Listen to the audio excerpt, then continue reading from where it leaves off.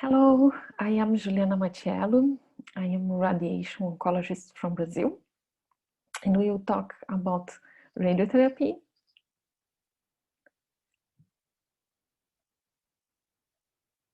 Well, then my talk is about the relationship between radiotherapy and our immune system, and I will talk about both suffocation or the stimulation of immune system. At first, it's necessary to know that radiotherapy is a local treatment of cancer, and with surgery are the both main treatment of local cancer. And we have a system of treatment that is hormonal therapy, chemotherapy, and immunotherapy. And this last one is our big bet. This is a personalized treatment, and they are very great results from now. And we would like work with this kind of system treatment and radiotherapy and doing this working together. Well, it's important we know how the radiation attacks the cell cancer. And this is a classic figure about mitotic catastrophes when the DNA is damaged by radiation, but the cell die when we do the mitotic phase. And this one is direct action by photons when they break the DNA, and is less common because photon needs they go in the DNA. But this is the most common when the photons break the matter in free radicals, and these free radicals damage the DNA. Both occur in the nucleus of the cells cancer. But we know that the cell cancer doesn't work alone, and the environment of cancer is very important for the results of radiation. We have stromal cells, vascular cells, and mainly immune cells that works together with radiation. Both sides, protecting the tumor or protecting our body against the tumor. Here we have how we can work with radiation besides the cells. Here you can see that DNA breaks with a radiation, and this radiation did a mutation. In this mutation begin a cascade of play, and this cascade finish with a new antigen. This new antigen can call CD4 and CD8 for a new immune process. Well, here we have a figure that for a lot of time we don't know what's happened, but now we imagine that is Abscopal effect. Abscopal effect was described for more than 6 decades ago, and this means that we did the radiation in a side and another side could diminish or even disappear with radiation in one side. Today we know that probably we have immunological effects since that time, and now we are discover more and more about this.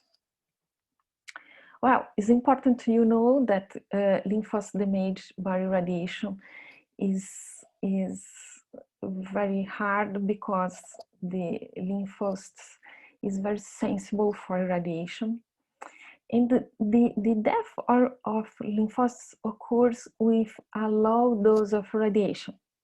We know this because we have some evidences, and Jovito did a mathematical model to explain, for example, how the patients that did only radiation in brain could have a lymphopenia, a severe lymphopenia. And in this mathematical model, they calc the fractions and the amount of body circulating during the radiation. And this model shows us that for 30 fractions by 2 grays, that is a normal dose for glioblastoma, for example, can give to the lymphocyte population at least half grays. And how the lymph node lymphocytes is very sensible for irradiation. Brain tumors with irradiation in several fractions could have a several lymphopenia. Well, then now to resume, it's important you know that radiation can have a dark side or a light side in the immune system. The dark side is immunosuppression, and the immunosuppression can occur for at least two forms. One of them is for damage of lymphocytes, and another one is when the radiation improves the PD-1 and PD-L1 interaction. This interaction is a downregulation for the death of cancer, the cell cancers. And then these are at least two forms of protect the tumor after radiation. Another form, the light form of radiation, is when we can have neoantigens, as I showed before, and these neoantigens can expose these for CD4 and CD8, and we have a new immunologic system awake for these new antigens. And after this, the radiation helps inflammatory cell recruitment and helps in these T cells working by the vessels. Well, my main research is about the lymphopenia in lung cancer, and because lung cancer is very common in Brazil and other parts of the world, and in thorax we have a lot of blood circulating as the brain. And my study, although I am a radiation oncologist, I know that radiation can be deleterious, and I'm trying not to be, but in this my research, I saw that patients that did radiation for local advanced lung cancer had a drop in your count of lymphocytes from the median of lymphocytes at the beginning of radiation was 1,600, and the drop after 2 months of radiation was huge, and the lymphocytes count reduced for half. And after this, we never have the lymphocyte count in the same level that in the beginning. For 11 or 12 months, the lymphocytes range a little more than 1,000.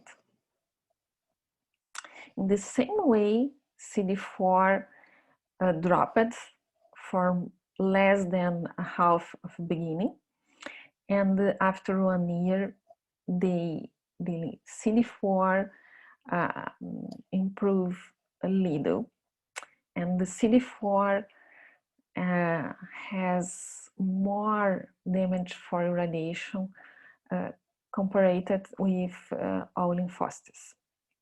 This is important because CD4 sometimes is a protection for immunotherapy too. But in end of my research, I saw that patient that could save 10 lymphocytes for millimeter could have less events, half less events, and this is metastasis or local recurrence. And we have almost 20% less recurrence and the risk of death for patients that could save lymphocytes.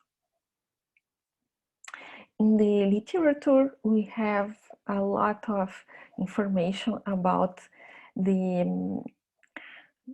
damage of few lymphocytes with immunotherapy. And these colleagues show that patients with more than 1,000 lymphocytes has progression-free survival of almost 6 months, and who has less than 1,000 lymphocytes, only 2 months of progression-free survival. And this research was with no small cell too. And the overall survival was 12 months for who has plus than 1,000 lymphocytes, and only 5.7 months for who has less than 1,000 lymphocytes. They show that multiple cycles of radiotherapy or multiple courses of radiotherapy or high dose of radiotherapy was associated with a lymphopenia. And by another way, when we use radiotherapy with the SBRT or radiosurgery technique, we have a reduced risk of lymphopenia.